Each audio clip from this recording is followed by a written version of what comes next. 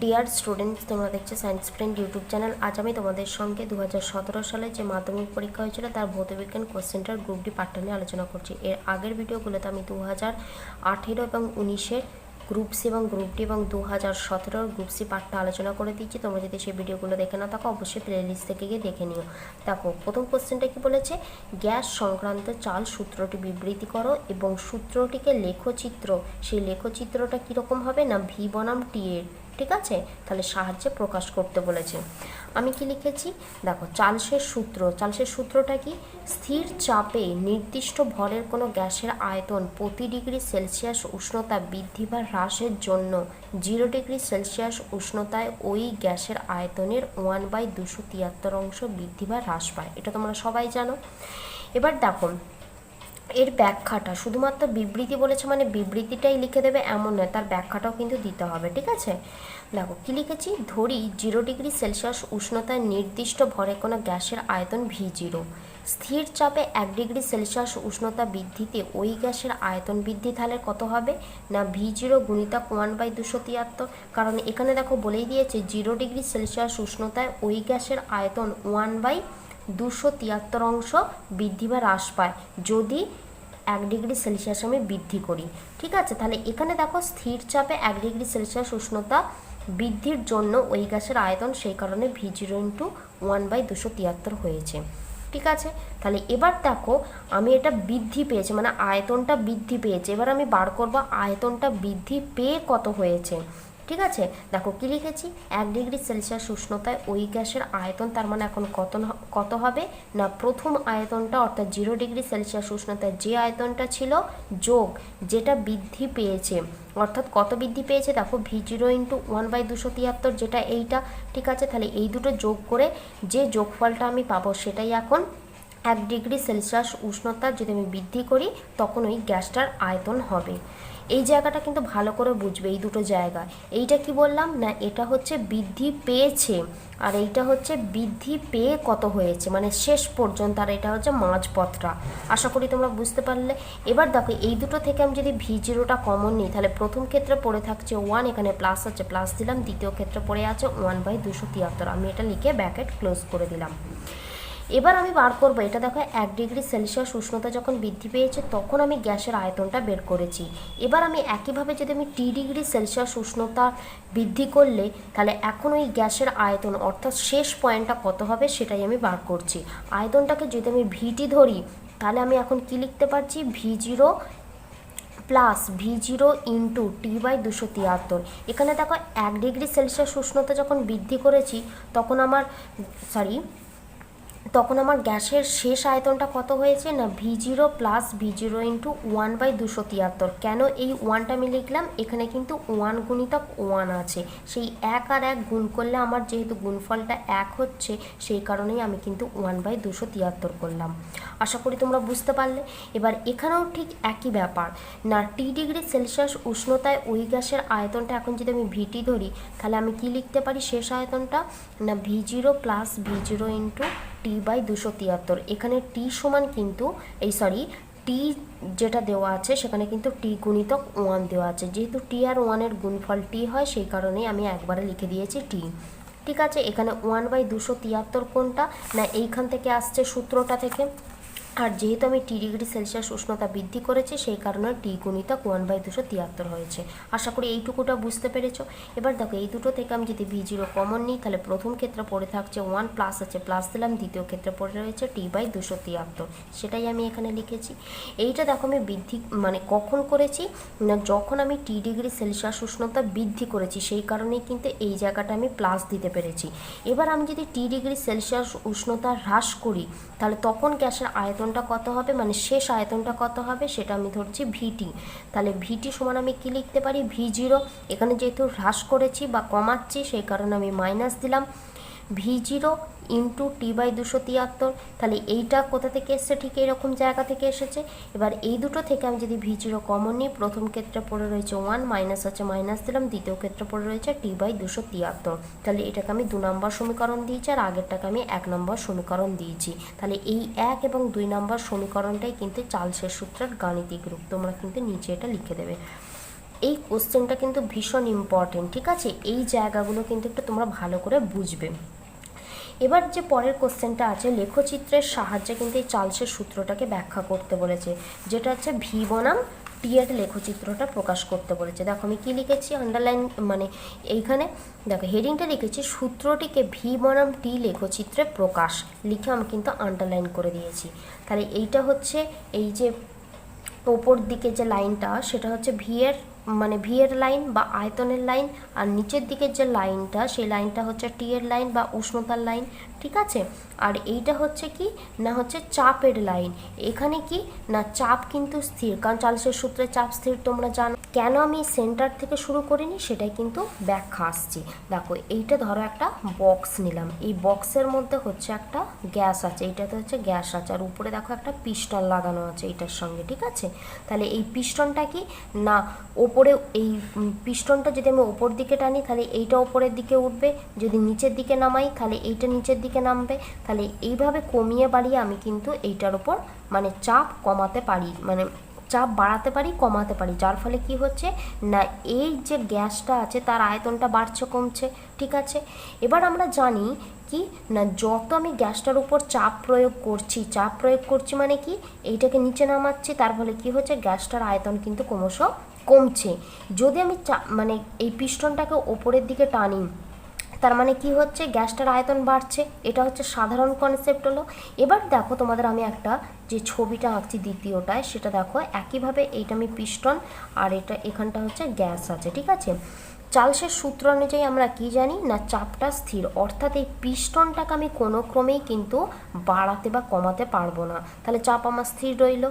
এবার দেখো যদি চাপ একটা স্থির থাকে তার মানে এখান থেকে আমাদের কি ধারণা আসছে না কোনো ক্ষেত্রেই কিন্তু গ্যাসের আয়তন জিরো করা সম্ভব হচ্ছে না।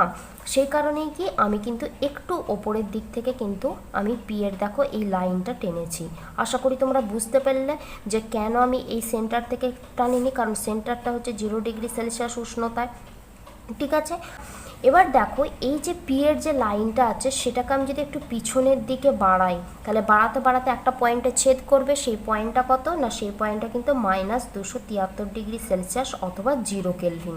এই যে পাশে দেখো আমি লিখে দিয়েছি 0 কেলভিন বা -273°C উষ্ণতা। তাহলে এই উষ্ণতাটার কিন্তু একটা বিশেষ নাম আছে, সেই বিশেষ নামটা কি না এই উষ্ণতাটার মানটা কিন্তু পরম শূন্য উষ্ণতা নামে পরিচিত। তাহলে এটাই হচ্ছে ভি বনাম টি এর লেখচিত্র চার্লসের সূত্রের সাহায্যে।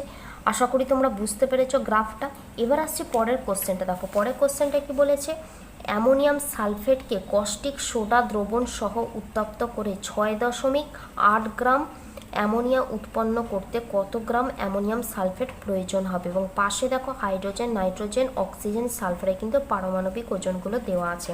তাহলে প্রথম আমি লিখে নিচ্ছি দেখো মানে বিক্রিয়াটা আমি প্রথম লিখে নিচ্ছি। দেখো কি আছে অ্যামোনিয়াম সালফেট, তাহলে তার সংকেতটা আমাকে জানতে হবে NH4 তার সঙ্গে কার বিক্রিয়া হচ্ছে না কস্টিক সোডা যার সংকেত হচ্ছে NOH, ঠিক আছে? এই দুটো যদি আমি বিক্রিয়া করি, বিক্রিয়া করলে কি তৈরি হচ্ছে না সোডিয়াম সালফেট কিন্তু তৈরি হচ্ছে।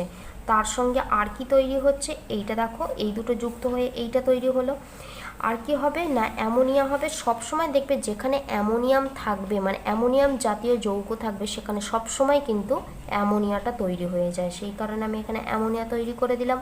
আর কি পড়ে আছে দেখো এইখানটা থেকে যদি আমি অ্যামোনিয়া নিয়ে নিই পড়ে থাকে একটা হাইড্রোজেন পড়ে থাকে আর এখানে OH পড়ে থাকছে, তাহলে এই দুটো যোগ হয়ে কি হয়ে যাচ্ছে না জল কিন্তু তৈরি হয়ে যাচ্ছে। তাহলে আশা করি তোমরা বিক্রিয়াটা বুঝতে পেরেছো। এবার আমি ব্যালেন্সটা করব, ঠিক আছে? এখানে দেখো দুটো সোডিয়াম এখানে একটা সোডিয়াম, তার মানে এখানে আমাকে 2 করতে হবে, ঠিক আছে? এখানে দেখো এখানে নাইট্রোজেন দুটো আমার এখানে নাইট্রোজেন একটা, তার মানে এখানে আমাকে 2 করতে হবে। আশা করি তোমরা এইটুকুটা বুঝতে পারলে। এখানে দেখো সালফেট একটা, এখানেও সালফেট একটা আছে, ঠিক আছে? তাহলে এখানে দেখো অক্সিজেন দেখবো কটা আছে, এখানে দেখো অক্সিজেন আমার কিন্তু দুটো আছে, কিন্তু এখানে দেখো অক্সিজেন একটা আছে, তার মানে এখানে আমাকে 2 করে দিতে হবে। এবার দেখবো হাইড্রোজেন কতগুলো আছে, এখানে দেখো হাইড্রোজেন 4 দুগুণে 8 আর এখানে কিন্তু হাইড্রোজেন দুটো, তার মানে কি হচ্ছে 8 আর 2 যোগ করলে 10 হচ্ছে। তাহলে এইদিকে দেখবো 10 হচ্ছে কি, এখানে দেখো 3 দুগুণে 6 হচ্ছে হাইড্রোজেন আর এখানে 2 দুগুণে কত 4, তাহলে 2 আর 2 4 আর এখানে কত হচ্ছে 6, 6 আর 4 10, তাহলে হাইড্রোজেন হাইড্রোজেনের আমার কিন্তু মিলে যাচ্ছে, তার মানে আমার এখন এইটা সঠিক ব্যালেন্স হয়ে যাচ্ছে। এবার আমি অঙ্কটাতে আসবো, কি কি দিয়ে দিয়েছে দেখব। অ্যামোনিয়া উৎপন্ন অর্থাৎ কত গ্রাম অ্যামোনিয়া তৈরি হচ্ছে সেটা দিয়ে দিয়েছে। আমি এখানে লিখে নিচ্ছি একবার, তাহলে তোমাদের বোঝাতে সুবিধা হবে। দেখো অ্যামোনিয়ার পরিমাণটা কত, এখানে তোমরা লিখে দেবে অ্যামোনিয়ার পরিমাণ, ঠিক আছে। তাহলে 6.8 গ্রাম আমার কিন্তু অ্যামোনিয়া তৈরি হচ্ছে। আমাকে বের করতে বলেছে না এই 6.8 গ্রাম অ্যামোনিয়া তৈরি করতে অ্যামোনিয়াম সালফেটটা কত লাগছে। তাহলে অ্যামোনিয়াম সালফেট, ঠিক আছে। তাহলে অ্যামোনিয়াম সালফেট আমার কত লাগছে সেটাই বের করতে বলেছে। তাহলে আমাকে এইটা আর এইটা নিয়ে কাজ, তাহলে এই দুটোর আমি প্রথম আণবিক ওজনগুলো বের করব, ঠিক আছে। দেখো অ্যামোনিয়ার আমি নিচে লিখছি, তাহলে এখানে কয় অণু অ্যামোনিয়া তৈরি হচ্ছে, 2 অণু, সেই কারণে সামনে 2 লিখে দিলাম। নাইট্রোজেনের আমার এটা কত দেওয়া আছে, পারমাণবিক ওজন 14 দেওয়া আছে। বারবার বলছি কোশ্চেনে যে পারমাণবিক ওজনটা দেওয়া থাকবে সেটাই কিন্তু লিখবে, মানে তুমি অন্য জানো বলে অন্য লিখে দিলে এরকম কিন্তু লিখবে না, ঠিক আছে। অনেক জায়গায় যেমন আয়রনের 56 দেওয়া থাকে, কিন্তু অনেক জায়গাতে আয়রনের 55.8ও দেওয়া থাকে। সুতরাং দুটোই সঠিক, কিন্তু যেটা কোশ্চেনে দেওয়া থাকবে সেটাই তোমাদের লিখতে হবে। এবার দেখো এখানে নাইট্রোজেনেরটা লিখে দিলাম, হাইড্রোজেনের পারমাণবিক ওজন 1, এই 1 গুণিতক আমি 3 করে দিলাম। এবার দেখো 2 যেরকম আছে রেখে দিলাম, 14 যেরকম আছে রেখে দিলাম, 1 আর 3 যোগ করলে 3, গুণ করলে 3 হয়, লিখে দিলাম। 2 গুণিতক 14 আর 3 গুণ করলে কত হচ্ছে 17, যোগ করলে কত হচ্ছে 17, আমি এইভাবেই কিন্তু লিখে দেবো। এবার আসছি এইটার ক্ষেত্রে, অ্যামোনিয়াম সালফেটটার ক্ষেত্রে। দেখো অ্যামোনিয়াম সালফেটটা তোমরা যদি আণবিক ওজনটা বের করতে একটু অসুবিধা হয়, আমি তোমাদের দেখিয়ে দিচ্ছি, ঠিক এইভাবে তোমরা কিন্তু বের করবে। নাইট্রোজেনের পারমাণবিক ওজন কত, 14, যোগ হাইড্রোজেনের কত 1, আর নিচে দেখো এখানে 4 আছে, আমি কিন্তু 4 গুণ করে দিলাম। আর নিচে দেখো এখানে কিন্তু 2 দেওয়া আছে, ঠিক আছে। তোমরা এইখানে সামনে কিন্তু 2টা লিখে দেবে, কারণ এইখানে যদি 2টা লিখতে যাও অনেক ক্ষেত্রে অসুবিধা হবে, ঠিক আছে। এবার দেখো এখানে কি আছে, সালফার আছে, সালফারের পারমাণবিক ওজন কত 32, অক্সিজেনের পারমাণবিক ওজন 16 গুণিতক, এখানে যেহেতু 4টে আছে সে কারণে আমি 4 লিখে দিলাম, ঠিক আছে। এখানে যেহেতু জায়গা নেই আমি এই নিচে লিখছি, তোমরা কিন্তু এই নিচেই লিখবে। এবার দেখো 2 যেরকম আছে রেখে দিচ্ছি, 14 যেরকম আছে রেখে দিলাম, 1 আর 4 গুণ করলে কত হচ্ছে 4 হয়ে যাচ্ছে। এবার দেখো 32 যেরকম আছে রেখে দিলাম, 16 আর 4 গুণ করলে কত হচ্ছে 64। এবার 2 গুণিতক 14 আর 4 যোগ করলে কত 18 হচ্ছে, আমি রেখে দিলাম এরকম। এবার দেখো এই দুটো যোগ করছি, 4 আর 2 কত 6, 6 আর 3 কত 9, 18 আর 2 গুণ করলে কত 36, আর এখানে আছে 96। তাহলে 6 আর 6 কত 12, 9 আর 1 10, আর 3 কত 13, তাহলে 132 কিন্তু আমার হয়ে গেল। এবার দেখো আমাকে যেহেতু অ্যামোনিয়ার পরিমাণটা দিয়ে দিয়েছে, তার মানে আমি পিছন দিক থেকে শুরু করব। পিছন দিক থেকে মানে কি, এখানে দেখো 2 গুণিতক 17 গ্রাম অ্যামোনিয়া পাই 132 গ্রাম অ্যামোনিয়াম সালফেট থেকে, ঠিক আছে, অ্যামোনিয়াম সালফেট থেকে। তাহলে দেখো এখানে অ্যামোনিয়ার পরিমাণটা কত দিয়ে দিয়েছে 6.8 গ্রাম, তাহলে 6.8 গ্রাম অ্যামোনিয়া পাই, তোমরা কিন্তু অ্যামোনিয়া এখানে পাই কথাটা লিখে দেবে। তাহলে কত গ্রাম অ্যামোনিয়াম সালফেট থেকে 132 গুণিতক 6.8 ভাজিতক 2 গুণিতক 17 গ্রাম অ্যামোনিয়াম সালফেট থেকে। তাহলে এবার দশমিক তুললে নিচে কত হবে 10 হবে, ঠিক আছে। এবার দেখো আমি যদি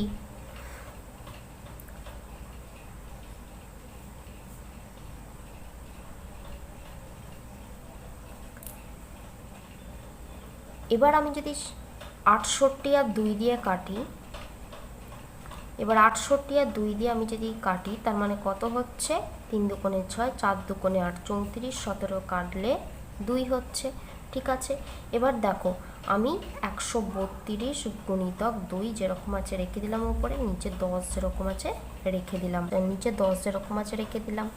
এবার যদি এইটা কাটি তার মানে কত হয়ে যাবে না 26.4 গ্রাম কিন্তু আমার হয়ে যাবে। তাহলে আমার নির্ণয় উত্তর কত বেরোলো না 26.4 গ্রাম কিন্তু বেরিয়ে গেল। উত্তরটা কি লিখবে না অ্যামোনিয়াম সালফেটের পরিমাণ 26.4 গ্রাম। আশা করি তোমরা বুঝতে পেরেছো। এবার আসছি পরের কোশ্চেনটা কি বলেছে, ক্যালসিয়াম কার্বনেটের সঙ্গে লঘু HCl এর বিক্রিয়ায় ক্যালসিয়াম ক্লোরাইড কার্বন ডাইঅক্সাইড জল উৎপন্ন হয়। 50.0 গ্রাম ক্যালসিয়াম কার্বনেট থেকে 55.5 গ্রাম ক্যালসিয়াম ক্লোরাইড, 22.0 গ্রাম কার্বন ডাইঅক্সাইড, 9.0 গ্রাম জল উৎপন্ন করতে কত গ্রাম HCl এর প্রয়োজন হবে। প্রয়োজনীয় HCl এর মোল সংখ্যাটা আমাকে বার করতে বলেছে। আর দেখো পাশে কিন্তু হাইড্রোজেন ক্লোরিনের পারমাণবিক ওজনগুলো দিয়ে দিয়েছে। তাহলে অঙ্কটা করছি। অঙ্কটা করার আগে আমাদের বিক্রিয়াটা লিখে নিতে হবে। এটা যেহেতু অথবার কোশ্চেন, আমাকে কিন্তু অথবা লিখেই তারপরে কোশ্চেনটা শুরু করতে হবে। তাহলে বিক্রিয়াটা প্রথম লিখে নিচ্ছি। দেখো ক্যালসিয়াম কার্বনেটের সঙ্গে HCl এর বিক্রিয়া করে কি তৈরি হচ্ছে, ক্যালসিয়াম ক্লোরাইড তৈরি হচ্ছে, কার্বন ডাইঅক্সাইড তৈরি হচ্ছে আর জল তৈরি হচ্ছে। এটা বলে দিয়েছে কোশ্চেনে, ঠিক আছে। এবার যে যার যার মানগুলো দেওয়া আছে আমি নিচে নিচে লিখে দিচ্ছি। দেখো ক্যালসিয়াম কার্বনেটের মানটা কত দিয়েছে না 50.0 গ্রাম, ঠিক আছে। ক্যালসিয়াম ক্লোরাইডের কত দিয়েছে 55.5 গ্রাম, কার্বন ডাইঅক্সাইডের কত দিয়েছে 22.0 গ্রাম, জলের পরিমাণটা কত দিয়েছে 9.0 গ্রাম। এখান থেকে আমি কিন্তু HCl এর পরিমাণটা বার করব। তাহলে HCl এর পরিমাণটা বার করার জন্য কি করতে হবে না এই তিনটে যোগ করে যে যোগফলটা হবে সেখান থেকে কিন্তু এইটা বিয়োগ করতে হবে, ঠিক আছে। কারণ তোমরা একটা সূত্র জানো যে বিক্রিয়ক পদার্থের মোট ভর এবং বিক্রিয়াজাত পদার্থের মোট ভর কিন্তু সবসময় সমান হয় কোনো একটা রাসায়নিক বিক্রিয়ার ক্ষেত্রে। সেই কারণেই আমি এইভাবে করব। তাহলে অতএব HCl এর পরিমাণ, তাহলে HCl এর পরিমাণ সমান আমি কি লিখতে পারি না 55.5 গ্রাম যোগ 22.0 গ্রাম যোগ 9.0 গ্রাম বিয়োগ এখানে কত না 50.0 গ্রাম, ঠিক আছে। এবার এই তিনটে যোগ করবে আছে -55.0 যেরকম আছে রয়ে গেল 0.563, তাহলে 36.5 গ্রাম কিন্তু HCl এর পরিমাণটা আমি পেয়ে যাচ্ছি। আশা করি তোমরা বুঝতে পেরেছো। তাহলে এই কোশ্চেনটার একটা উত্তর আমি পেয়ে গেলাম। তাহলে উত্তরটাকে লিখবে কত গ্রাম HCl এর প্রয়োজন হবে, তোমরা লিখবে 36.5 গ্রাম HCl এর প্রয়োজন হবে। এবার পরে কোশ্চেনটা দেখো কি বলেছে, HCl এর মোল সংখ্যা। তাহলে অতএব HCl এর মোল সংখ্যা সমান আমি কি লিখতে পারি, HCl এর মোল সংখ্যা সমান আমি লিখতে পারি পরিমাণ বাই HCl এর পরিমাণ, ঠিক আছে, HCl এর পরিমাণ বাই আণবিক ভর। দেখো HCl এর পরিমাণটা কত না 36.5 গ্রাম আমি লিখে দিলাম। আর HCl এর আণবিক ভরটা বের করব। তাহলে নিচে তাহলে HCl এর আণবিক ভর সমান আমি কি লিখতে পারি, দেখো HCl এর মধ্যে হাইড্রোজেনের পারমাণবিক ওজন কত 1 যোগ ক্লোরিনের কত 35.5, তাহলে এই দুটো যদি আমি যোগ করি আমার যোগফল কত হচ্ছে 36.5 গ্রাম কিন্তু আমার হয়ে যাচ্ছে, ঠিক আছে। তাহলে নিচে আমি ওটা লিখে দেবো। তাহলে 36.5, এইটা কেটে গেল। তাহলে আমার কত পড়ে রইল 1 পড়ে রইল। তাহলে HCl এর মোল সংখ্যা কত হবে 1 মোল কিন্তু হয়ে যাবে। তাহলে তোমরা উত্তরটা কি লিখবে HCl এর মোল সংখ্যা সমান 1। আশা করি তোমরা বুঝতে পেরেছো। এবার আসছি পরের কোশ্চেনটা, দেখো কি বলেছে না স্থির চাপে গ্যাসের আয়তন প্রসারণ গুণাঙ্ক কাকে বলে, এর মান কত সেটাই জানতে চেয়েছে।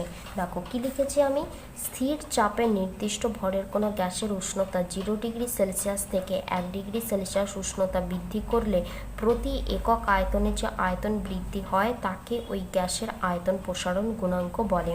তাহলে এটা যেহেতু একটু 3 নাম্বার কোয়েশ্চেন, আমাকে কিন্তু একটু ব্যাখ্যা দিতে হবে। কি লিখেছি, অর্থাৎ আয়তন প্রসারণ গুণাঙ্ক গামা পি দ্বারা যাকে ডিনোট করা হচ্ছে, এটা হচ্ছে যেহেতু স্থির চাপে সেই কারণে কিন্তু পিটা লেখা হচ্ছে। তাহলে গামা পি সমান আমি কি লিখতে পারি, ভিটি মাইনাস ভি0 বাই ভি0 গুণিতক টি। এখানে ভি0 সমান কি, 0 ডিগ্রি সেলসিয়াস উষ্ণতায় গ্যাসের আয়তন, আর ভিটিটা কি না টি ডিগ্রি সেলসিয়াস উষ্ণতায় গ্যাসের আয়তন। এই দুটো কিন্তু লিখে দিতে হবে। আর এর মানটা চেয়েছে, এর মানটা কত, 1/273 পার ডিগ্রি সেলসিয়াস, বা এইভাবেও তোমরা কিন্তু লিখতে পারবে 0 ডিগ্রি সেলসিয়াস টু দি পাওয়ার -1। ঠিক আছে, তাহলে এবার আসছে দেখো পরের কোশ্চেনটা। পরের কোশ্চেনটা কি বলেছে দেখো, অথবা দিয়ে যেটা আছে, তাপ পরিবহন ও তড়িৎ পরিবহনের মধ্যে দুটি সাদৃশ্য উল্লেখ করো। উচ্চ তাপ পরিবাহিতা বিশিষ্ট একটি অধাতুর নাম করো, আমাকে কিন্তু জানতে চেয়েছে। ঠিক আছে, দেখো কি লিখেছি, তাপ পরিবহন ও তড়িৎ পরিবহনের মধ্যে দুটি সাদৃশ্য হলো, প্রথম যে সাদৃশ্যটা লিখেছি, দুই প্রান্তের তাপমাত্রার পার্থক্য না থাকলে যেমন তাপ পরিবহন হয় না, সেই রকম বিভব প্রভেদের পার্থক্য দুই প্রান্তে না থাকলে তড়িৎ পরিবহন হয় না।